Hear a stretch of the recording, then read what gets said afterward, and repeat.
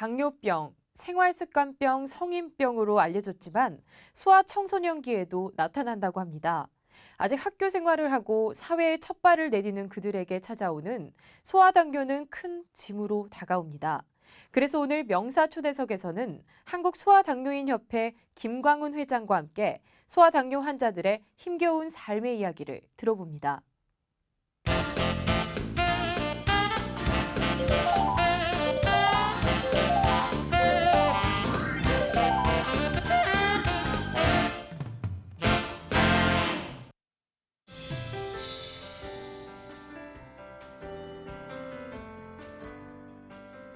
우리 사회에 아직까지도 소아당뇨라는 이름이 생소한데요. 그 소아당뇨, 그러니까 청소년 소아당뇨 환자들을 위해서 2000년 정도부터 활동을 하다가 2005년에 그 정식적으로 출범을 한 단체입니다. 세 가지의 아젠다를 갖고 저희가 움직이는데요. 하나는 저소득 소아당뇨 환자들의 치료비 지원 및 지원 사업에 대한 포커스를 갖고 있고요. 그리고 이제 두 번째는 소아당뇨라는 질환이 어떤 질환인지 사회적으로 알지를 못하고 또 너무 문외한에 대한 사람들이 많기 때문에 성인 당뇨에 비해서 그 소아당뇨를 알리는 홍보 사업을 저희가 진행하고 있고, 세 번째로는 지원과 홍보를 하게 되면 정책적인 부분 그리고 국가적으로 해결해야 될 부분에 대한 정책 아젠다, 의제를 저희가 논하고 그걸 완성시키는 거에 대한 세 가지의 부분에 대해서 활동을 하고 있습니다. 예. 이제 예전에 있는 소아당뇨는 일형당뇨를 보통 소아당뇨라고 했어요. 일형당뇨는 우리가 흔히 아는 뚱뚱한 사람들이나 비만이나 아니면은 뭐 거대해서 걸리는 식이요법이나 식이조절이나 이런 걸로 오는 생활질환이 아니고, 갑자기 바이러스로 인해서 췌장이 망가진다거나 아니면 뭐 알 수 없는, 그러니까 희귀질환이죠. 알 수 없는 외부적인 영향이나 바이러스나 아니면은 뭐 이런 걸로 인해서 걸려서 췌장 기능이 아예 파괴되는 질환이 보통 일형당뇨라고 하는데, 그 일형당뇨가 대부분이라 그래서 소아당뇨를 일형당뇨라고 했지만요. 요즘에는 또 이제 소아청소년기의 당뇨병 환자들 중에 우리가 기존에 알고 있는 그 비만형 당뇨, 또 생활질환에 대한 당뇨가 많기 때문에 저희가 얘기하는 당뇨는 나이로 구분하는 소아청소년 당뇨라고 볼 수 있고요. 그 일형 당뇨로 이제 말씀을 드릴 수 있으면, 일형 당뇨라는 거는 당뇨병 인구의 0.5% 정도가 있는 아주 희귀한 질환인데, 소아 및 청소년 시기에는 50% 이상이 일형 당뇨입니다. 그렇기 때문에 굉장히 일형 당뇨의 비율이 높은 당뇨라고 할 수 있죠.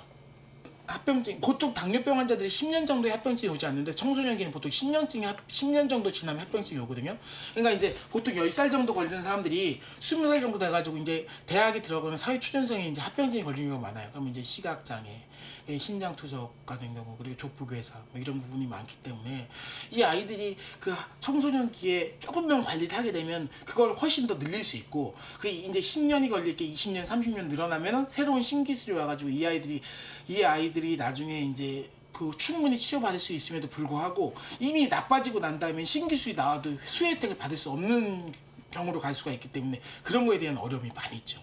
그리고 이제 학교에서도 지속적으로 소아당뇨에 대한 교육이 돼서 우리가 보건교사를 통해서도 시켜가지고 저희가 이제 그런 홍보 활동을 하는데, 이 아이가 학교에 많지가 않아요. 뭐 한 학교에 한 명 또는 두 학교에 한 명, 이런 아이들을 위한 이 아이들의 그 의료 서비스나 아니면 생활 개선을 받을 수 있는 서비스를 좀 제공해야 되는 필요가 있다고 생각합니다. 예.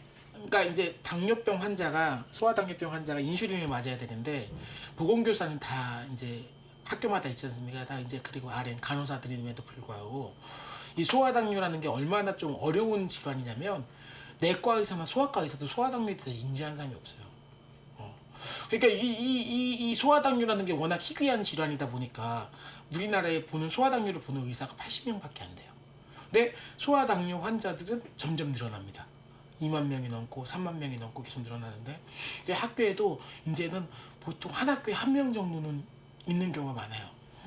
화장실 가서 아직도 주사를 맞는 친구들이 많아요. 근데 저는 그거를 보건실에서 파티션을 쳐놓고 보건교사가 그거를 이제 자기가 놔주지는 못하겠는 의사가 아니어서 봐주면서 그거에 대한 지지를 해주고 같이 좀 이렇게 참여를 할 수 있는 정도가 필요하다고 생각을 합니다. 근데 그게 안 돼 있고요. 그 급식 같은 경우도 참 문제가 많은데, 급식도 좀 이제 당뇨식이라는 게 결국은 또 건강식이기 때문에 요즘 무상급식 많은데 당뇨 아이들에도 부담이 안 되는 급식으로 좀 변경이 됐으면 좋겠고요.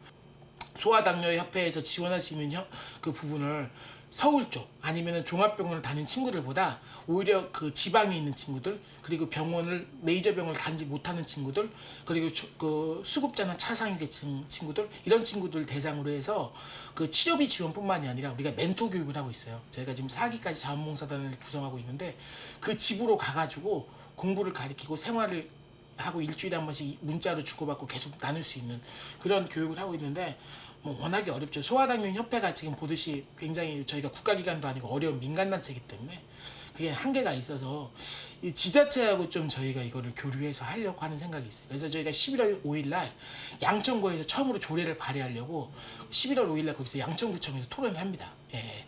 그러면 지자체에서 이거를 소아당뇨 환자들이 10명, 20명 있는 환자부터 지자체에서 먼저 지원할 수 있게끔, 금액이 많이 들질 않아요. 그래서 그걸 확대시켜가지고 조례 형식으로 해서 지방에서부터 중앙으로 이렇게 확산시키는 부분으로 좀 바꾸려고 생각을 하고 있습니다. 예. 저는 이제 한 20여 년 정도까지는 합병증이 크게 없이 관리를 그래도 잘했구나 생각을 했거든요. 근데 이제 20여 년이 지나니까 합병증을 시작해서 지금 이제 일주일에 3회 신장투석을 받고 있고요.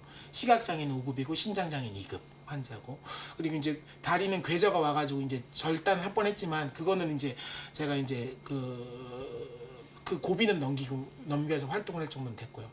언제까지 제가 할 수 있을 거에 대한 거는 솔직히 자신은 없어요.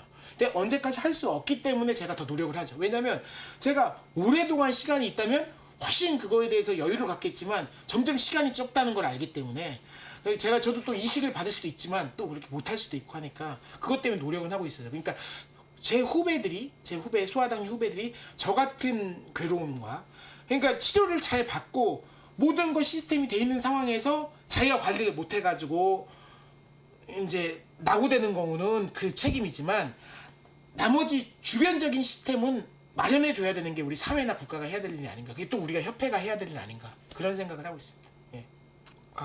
너무나 참 어려움이 많고 청천벽력 같은, 그리고 가끔 그 한 10시나 11시에 전화 와서 눈물을 흘리는 부모들도 많이 있고, 그런데 저희는 같이 고민할 겁니다. 그리고 같이 해결해 갈 거예요. 저희가 완성을 시켜드릴 수는 없어요. 근데 환자 자신도 노력을 하고 부모님들의 관심, 그리고 주변적인 여건, 그리고 저희 협회에서 같이 한다면 그 눈물을 닦아드리고 미래에는 같이 웃을 수 있는 그날이 오지 않을까 생각합니다. 조금만 더 참아주시고요.